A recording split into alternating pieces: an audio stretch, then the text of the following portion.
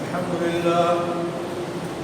لله الذي هدانا جميعا للإسلام ومن علينا بنعمة القرآن وشرفنا بسيد ولد عدنان محمد بن عبد الله عليه الصلاة والسلام الأتمان الأكملان وعلى صحبه ومن تبعهم بإحسان. أعوذ بالله من الشيطان الرجيم. بسم الله الرحمن الرحيم. إن عدة الشهور عند الله 12 شهرا. حضرات گرامی، دو چیزیں ہیں، ایک محرم الحرام کا مہینہ اور دوسرے محرم الحرام کی 10ویں تاریخ. محرم الحرام کے بارے میں خود اللہ تعالیٰ نے قرآن کریم میں فرمایا کہ آسمانوں زمین کی پیدائش ہی کے وقت سے 12 مہینے اللہ نے مقرر کیے ہیں. وَمِنْهَا أَرْبَعَةٌ حُرُمٌ، جس میں سے 4 مہینے قابل احترام اور اہمیت کے حامل ہیں. ثلاث متوالیات، ذو القعدہ و ذو الحجہ و محرم و رجب، یہ 4 مہینے اس میں قابل احترام اور مقدس ہیں. وہ 4 مہینے 3 مہینے لگاتار ہیں، ذی قعدہ، ذی الحجہ، محرم اور اس کے بعد رجب. ان اللہ یخلق ما یشاء ویختار، اللہ کسے چاہتا ہے وجود دیتا ہے. مخلوق اللہ تعالیٰ وجود میں لاتا ہے اور ان مخلوقات میں سے جسے چاہتا ہے منتخب کر لیتا ہے. مہینے اللہ نے 12 بنائے، 4 کو ان میں سے اللہ نے منتخب کیا اور وہ ہے یہ 4 مہینے جس کی وضاحت کی گئی، اور انہی میں سے محرم الحرام. محرم کے بارے میں اور عربی ہجری مہینوں کے بارے میں جاہلی تاریخ جو ہے بڑی عجیب رہی ہے کہ جاہلی دور میں بھی ساری برائیوں کے باوجود ان 4 مہینوں میں جنگ نہیں کرتے تھے. لیکن جب کبھی ایسا ہوتا کہ ان کا موڈ ہوتا جنگ کرنے کا تو کہتے ہیں کہ یہ جو اس مرتبہ مہینہ آ رہا ہے اسے محرم کا نہ مان کے سفر کا مان لیتے ہیں، اگلا مہینہ جو ہے محرم کا رہے گا. تو اپنی طرف سے مہینوں میں وہ تبدیلی کر لیتے اور اسی طرح وہ تبدیلی ہوتی رہتی. لیکن رسول اللہ صلی اللہ علیہ وسلم نے فرما دیا کہ اب یہ 12 مہینے اسی ترتیب کے مطابق ہیں جس طرح اللہ نے بنائے. تو یہ جو اس مہینے کے انتخاب اور اس کی فضیلت کی وجہ بیان کی گئی. اس کے بعد دوسرا مسئلہ ہے 10ویں محرم، 10ویں تاریخ، اس کا کیا حکم ہے؟ تو اس سلسلے میں ایک تو روایت ہے کہ رسول اللہ صلی اللہ علیہ وسلم جب مدینہ منورہ سے تشریف لائے تو آپ نے دیکھا کہ یہودی 10ویں محرم کو روزہ رکھتے. آپ نے ان سے پوچھا کہ تم روزے کیوں رکھتے ہو؟ انہوں نے کہا چونکہ ہمارے نبی موسیٰ علیہ السلام کو آج ہی کے دن فرعون کے مقابلے میں فتح ہوئی، اس خوشی میں ہم آج کا روزہ رکھتے ہیں. رسول اللہ صلی اللہ علیہ وسلم نے فرمایا کہ موسیٰ کی احترام کہ ہم زیادہ مستحق ہیں، اس واسطے ہم نہیں روزہ رکھتے ہیں. البتہ یہ ہدایت فرمائی رسول اکرم نے کہ یہودیوں سے عبادت میں مشابہت سے بچنے کے لیے بجائے اس کے ایک روزہ رکھا جائے 2 روزے رکھے جائیں. خود آپ صلی اللہ علیہ وسلم نے 10ویں محرم کا روزہ رکھا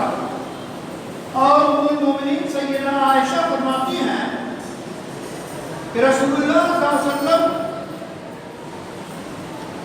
عاشورہ کا روزہ مکہ میں بھی رکھتے تھے اور مدینے میں بھی رکھتے تھے، اور گویا تفسیر تبری میں ابن بر نے یہ نقل کیا ہے کہ سب سے پہلے جو روزے فرض تھے وہ 10ویں محرم کے تھے، عاشورہ کے روزہ فرض تھا، لیکن جب رمضان المبارک کے مہینے کے روزے فرض کر دیے گئے تو عاشورہ کے روزے کی فرضیت ختم ہو گئی۔ اب یہ مستحب ہے، مستحب بھی ایسا کہ آپ صلی اللہ علیہ وسلم نے فرمایا احتسب علی اللہ ان یکفر السنۃ قبلہ، صوم عاشورہ احتسب علی اللہ کہ 10ویں محرم کے روزے کے بارے میں امید رکھتا ہوں کہ اللہ تعالیٰ پچھلے ایک سال گناہ کو معاف فرما دیں گے۔ بزرگوں اور عزیزوں، جب رسول اللہ صلی اللہ علیہ وسلم فرما رہے ہوں، بشارت دے رہے ہوں، تو آپ سے سچا کون؟ ہم دنیا میں چھوٹے چھوٹے بونس کے لیے، چھوٹے چھوٹے انعامات کے لیے کیسی محنتیں کرتے ہیں کہ اتنے ٹوکن جمع ہو جائیں گے تو ہم کو اتنا بونس ملے گا، اتنے زیادہ پیسے مل جائیں گے۔ اب یہ دیکھیے، ایک روزہ رکھا جا رہا ہے اور اس روزے کے بدلے پچھلے ایک سال کے گناہ معاف ہونے کی ضمانت سب سے سچے انسان رسول اکرم صلی اللہ علیہ وسلم لے رہے ہیں۔ اس واسطے ان احادیث کو جب ہم سنیں تو ہم یقین کے کانوں سے سنیں، عمل کے ارادے سے سنیں، لیکن ظاہر ہے فرض نہیں ہے، واجب نہیں ہے۔ یہ اس طرح انعامات اور بونس جو ہیں فرض نہیں ہوتے، ڈیوٹی کا بدلہ نہیں ہوتے، بلکہ وہ انعامی طور پہ دیے جاتے ہیں، دے نہ دے کمپنی اس کا اختیار ہے۔ تو اسی طرح یہ جو ایک سال پچھلے گناہ معاف ہونے کا وعدہ فرما رہے ہیں، یہ کتنا بڑا انعام ہے۔ اس لیے ان روزوں کا ہمیں اسی درجے میں جس درجے میں رسول اللہ نے فرمایا ہمیں اہتمام کرنا چاہیے۔ تو یہ تو محرم کے بارے میں باقاعدہ امام مسلم نے روایت کیا، اسی طرح اور حدیث کی کتابوں میں موجود ہے اور بھی روایتیں ہیں۔ اس کے بعد 10ویں محرم کے بارے میں کچھ اور بات، اس کو ہم اس طرح سمجھتے ہیں کہ سب سے زیادہ وہ عورت جس کے شوہر کا انتقال ہو گیا ہو غم منانے کی مستحق اور ضروری ہے کہ وہ عدت گزارے 4 مہینے 10 دن۔ تو جس عورت کا شوہر مر گیا ہو، قرآن نے ضروری قرار دیا ہے کہ 4 مہینے 10 دن سوگ منائے۔ عام طور پہ اگر کسی کے یہاں میت ہوتی ہے تو 3 دن سے زیادہ سوگ منانے کی اجازت نہیں ہے۔ حضور اکرم صلی اللہ علیہ وسلم سید الرسل ہیں، امام الانبیاء ہیں، آپ کی وفات سے بڑا کوئی سانحہ نہیں ہو سکتا۔ اس کے باوجود یوم وفات رسول نہیں منایا جاتا، نہ ابو بکر نے منایا، نہ عمر نے منایا، نہ عثمان نے منایا، نہ علی نے منایا، نہ صحابہ نے منایا، نہ تابعین نے منایا۔ رسول اللہ کے یوم وفات الگ کوئی اظہار ایسا نہیں، پوری تاریخ نواسہ رسول سیدنا حسین اتفاق کیے کہ یوم عاشورہ 10ویں محرم کو شہید ہو کر اللہ کی خوشنودی حاصل کی ہوئی۔ یہ شہادت بڑا ثانیہ ہے، اہل بیت سے محبت ہمارے لیے ضروری ہے۔ اس کے باوجود سیدنا حسین کا غم منانا پوری زندگی کے خاص ایام میں نہ عقلی طور پہ درست ہے اور نہ شرعی طور پہ درست ہے۔ اس طرح کے سارے مراسم میں، اس طرح کی ساری تقریبات میں جہاں ہوتی ہیں اس میں حصہ لینا، اس کا حصہ بننا، ان کو دیکھنا، ان میں شریک ہونا، یہ سب چیزیں قابل ترک۔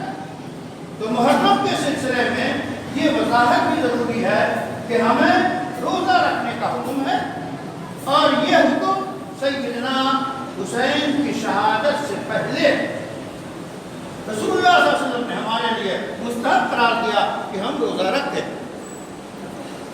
اور محرم یہ سیدنا حسین کی شہادت ہے کہ 10ویں محرم فضیلت کے دن ان کی شہادت ہوئی، لیکن سیدنا حسین کی وجہ سے 10ویں محرم منائی جائے یا 10ویں محرم کو فضیلت حاصل ہو جائے، ایسا کچھ نہیں۔ اللہ سے دعا ہے کہ ہمیں شریعت اسلامی پہ تمام ان جن شرطوں کے ساتھ رسول اللہ صلی اللہ علیہ وسلم نے اس کی توضیح فرمائی ہے اس کے مطابق ہم آپ صلی اللہ علیہ وسلم سے محبت کریں، آپ کے آل سے، آپ کے اہل بیت سے، آپ کے صحابہ سے، اور جو آپ کی اتباع کرے۔ وآخر دعوانا ان الحمد للہ رب العالمین۔